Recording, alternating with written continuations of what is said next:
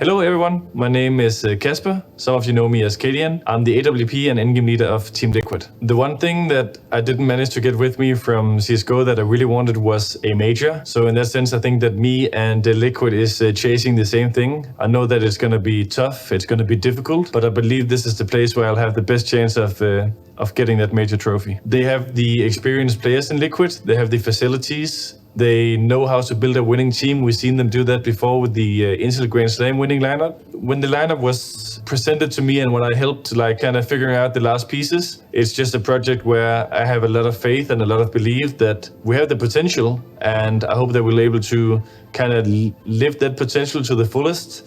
I think the staff around the team is great. I think the players is great. And yeah, I'm looking very much forward to it. There was different options of which kind of way I wanted to take my career. For me, the number one priority was to play in the team where I felt like I had the best chances of winning big trophies. When this roster was assembled, in the beginning I was really looking at Nef and Yikinda as two really interesting pieces. I'm very excited to go ahead and play with Nef. He's actually a guy that I've had a really good chemistry with for quite some time. Always been having a good chat in the elevators. Always just greeting him with a smile. You know, I had to poke him when his Navers collection came out, and I've been wearing the hoodie at home. I think he's a very talented player, one that doesn't require a lot of space to be successful, and that is something that I appreciate a lot in a guy. His skill setting is super high, and he, for me, seems to play the same way, whether it's in a studio or in a big arena. And that's a very valuable thing for a captain to be able to have that trust in a player. For Yikinda, I think that it is one of the most, if not the most aggressive players Counter-Strike has to offer. But for me, it's not just being aggressive and doing it a lot, but it's actually being super, super good at it. And that's something that Yikinda brings to the table. I think also we have a few players who likes to be in the clutch situations. Me, Nav, Skulls, a lot. Will try to be in the late round. So to have that kind of guy who takes that extra opening fight, I think is going to be very important for the chemistry of the lineup. And for me, maybe more importantly, I can go in and take the leadership and free him up so he can turn into the player that he's done in the previous years. And not just that, but I want to help him elevate even more because his potential is very, very high. And I don't think we've seen the skill ceiling hit the roof yet for this guy. And then with me, I thought that we had a really strong trio. And that's when we kind of started to cook a little bit about what potential fourth and fifth player could we look at. And all of a sudden, the curveball came in with Twist. And that obviously also took, for me, the project from a situation where we would maybe develop for a little bit of time before we could really go into winning.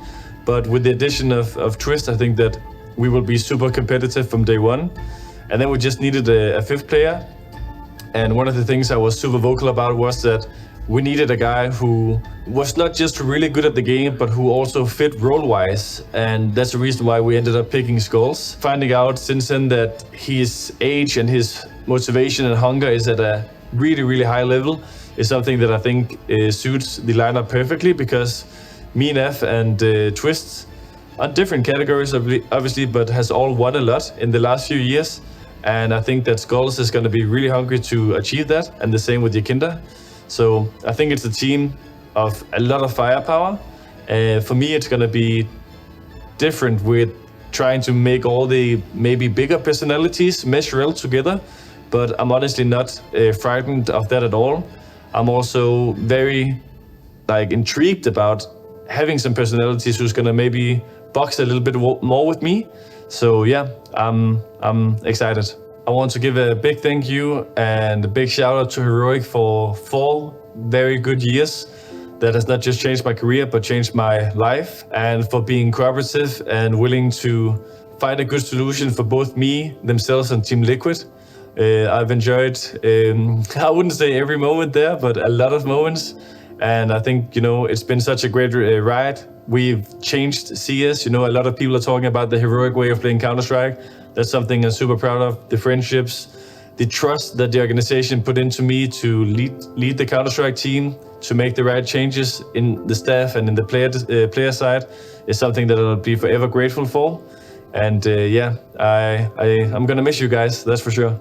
for all the Heroic fans, Cadian fans, or Danish fans that is watching, I want to say thank you a lot for the positive vibes that has been throughout all of the 4 years.